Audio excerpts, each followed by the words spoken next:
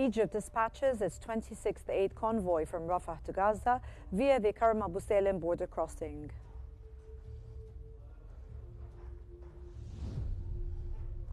The Arab Islamic Ministerial Committee on Gaza deeply regrets the U.S. refusal to grant visas to the Palestinian delegation for the UN General Assembly.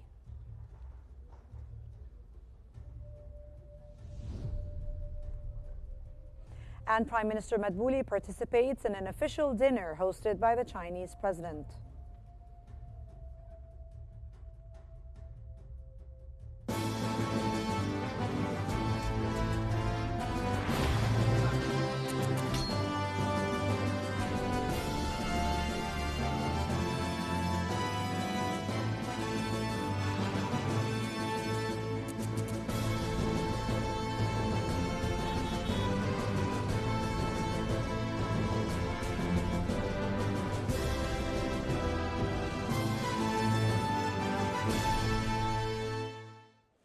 Egypt has dispatched its 26th aid convoy under the Zad el-Izza, the Provision of Honor, from Egypt to Gaza initiative from Rafah to Gaza via the Karem Abu Salem border crossing. The second batch of the 26th humanitarian aid convoy has departed Egypt for Gaza via the Karem Abu Salem border crossing following the entry of 80 trucks from the first batch, with truck arrivals ongoing. The current convoy numbers in the hundreds, loaded with diverse goods, including baby formula, flour, oil, sugar, cheese, canned meals, and legumes. Today, 180 trucks entered Gaza through the same crossing. However, the Israeli occupation forces continued to block medical supplies and allowed only 3 fuel trucks in. Meanwhile, hundreds of tons of aid have been destroyed due to the Israeli restrictions on entry.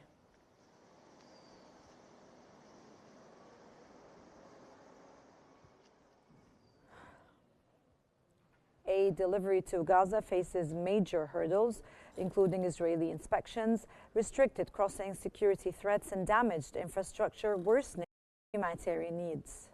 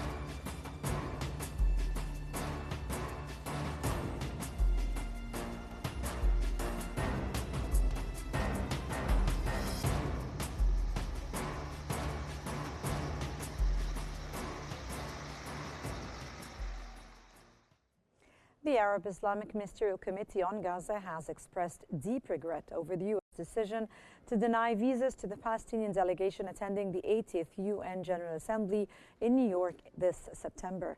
And the committee urged Washington to reverse the decision, citing the U.S. obligation under the UN Headquarters Agreement and the need to promote diplomacy.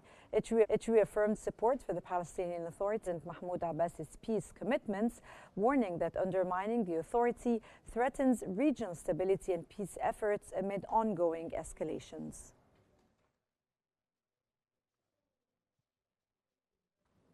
The British Embassy in Cairo has announced the temporary closure of its main building following the removal of surrounding security barriers by the Egyptian authorities. In an official statement, the embassy confirmed that emergency consular assistance remains available. Those with pre-booked consular appointments are advised to call the same number for updated entry instructions.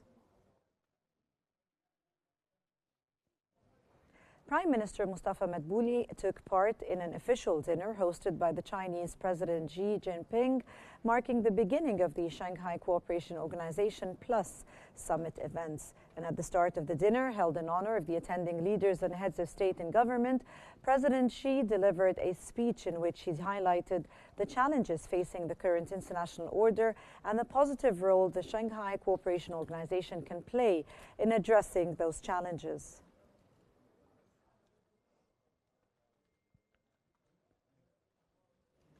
Prime Minister Mustafa Madbouli has announced plans to produce 10 million cubic meters of desalinated water per day within 5 to 6 years, focusing on localizing the industry. And meeting with a Chinese desalination expert at the SCO summit, Madbouli discussed scalable renewable energy power technology to boost Egypt's water supply. Facing severe water scarcity and heavy reliance on the Nile, Egypt is expanding desalination through a national strategy launched in 2017. The country currently operates around 100 plants, mainly in coastal areas, aiming to reduce costs and meet the growing demand.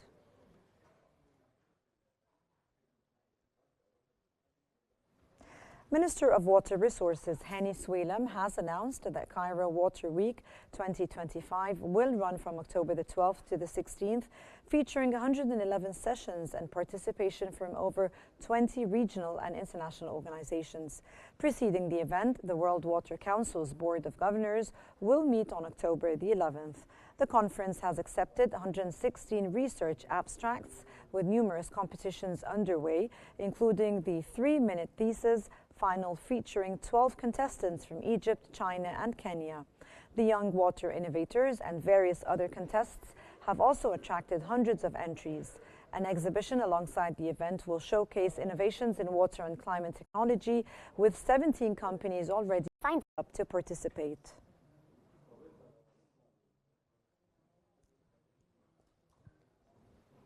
And Egypt's Ministry of Health has launched its inaugural Nutri-SMC conference on clinical nutrition, led by the Deputy Prime Minister and Health Minister, Dr. Khalid Abdel Ghaffar, and accredited by the Egyptian Health Council. The event aims to enhance medical education and highlight clinical nutrition's role in patient care. It featured sessions for doctors, pharmacists, and healthcare workers on topics like post-surgery nutrition, AI in healthcare, transplantation nutrition, and pediatric care. Workshops covered the latest scientific advances and applications of clinical nutrition across medical fields.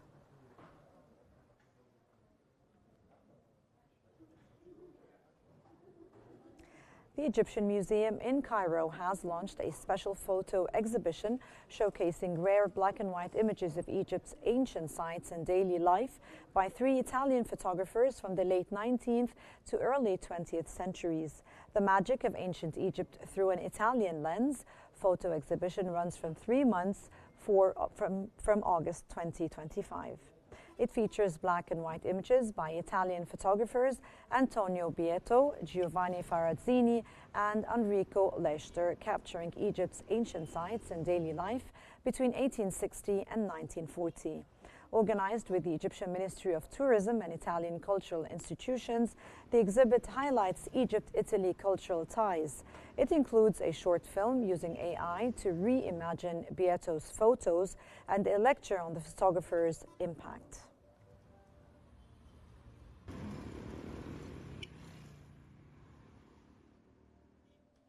The Alexandria National Museum has marked its 22nd anniversary since the opening in 2003 and housed in a beautifully restored 1928 Italian-style palace owned once by Asad Basili Pasha. The museum offers visitors a journey through Egypt's history. Its 3 floors display artifacts spanning from the Old Kingdom to modern times, highlighting the rich and diverse heritage of the Egyptian civilization.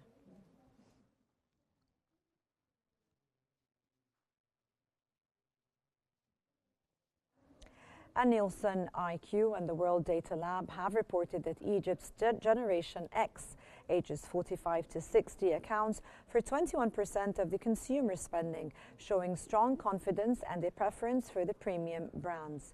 Egyptian Gen Xers lead in adopting technology and prioritize quality, trust, and energy efficiency.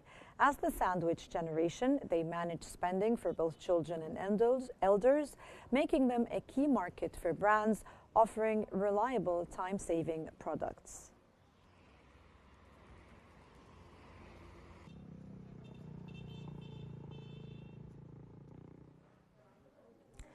Director General of the Northern Region Protectorates at Egypt's Ministry of Environment, Hussein Rashad, has highlighted Egypt's role as the world's second most important bird migratory route. Rashad emphasized strict measures against illegal hunting in natural reserves and along the Mediterranean coast during migration season. The ministry also works to create safe migration corridors and raises awareness among hunters about the importance of protecting these birds.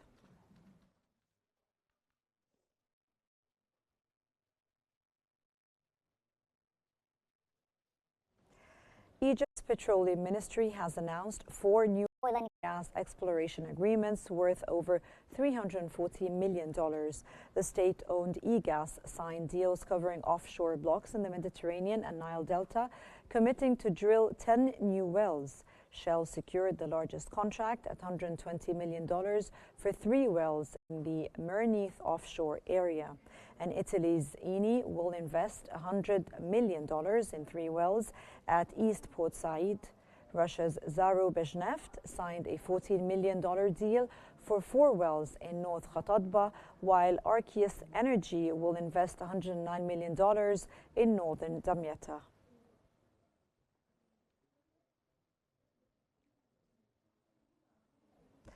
Egypt has shipped 183,000 tons of food products in the week ending August 29, 2025, led by sweet potatoes and mangoes.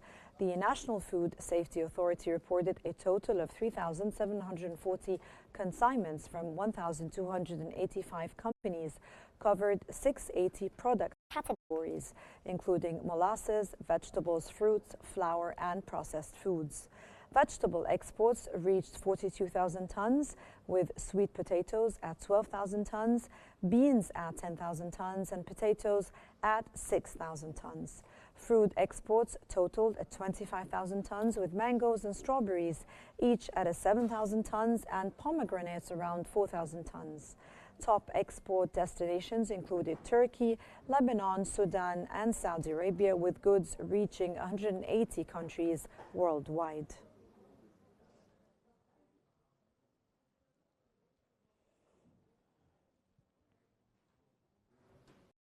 And Egypt's ready-made garment exports has surged at 26% in the first 7 months of 2025, reaching to $1.939 billion, up from a $1.539 billion last year. The Ready-Made Garments Export Council reported forecasts continued growth of up to 35% by year-end, potentially pushing total exports beyond $3.7 billion, a historic high for the sector. The council aims for $12 billion in exports by 2031, focusing on competitiveness, expanding exporters, and integrating SMEs. The U.S. remains the top market, while exports to Turkey and Saudi Arabia nearly doubled.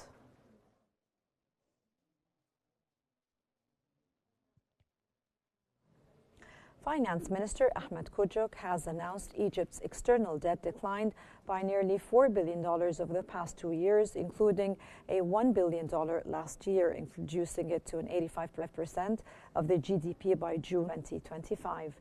The average public debt maturity increased from 1.2 to 1.6 years, and Egypt plans to cut external debt linked to budget financing by $1 to $2 billion annually.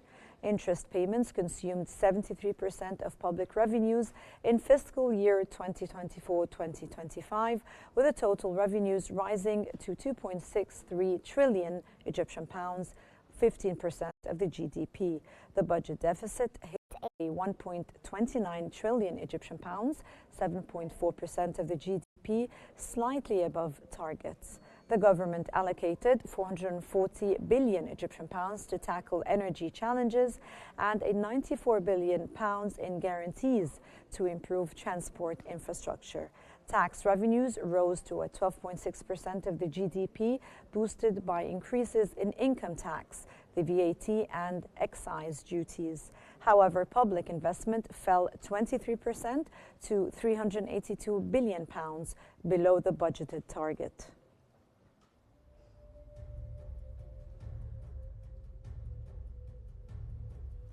And that's the end of our news bulletin for this hour. And here's a quick recap of today's top stories. Egypt dispatches its 26th aid convoy from Rafah to Gaza via the Karem Abu Salem border crossing.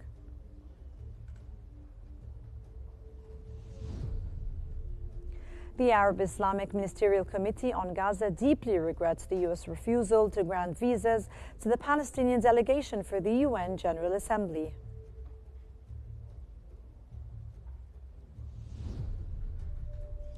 And Prime Minister Madbouli participates in an official dinner hosted by the Chinese president.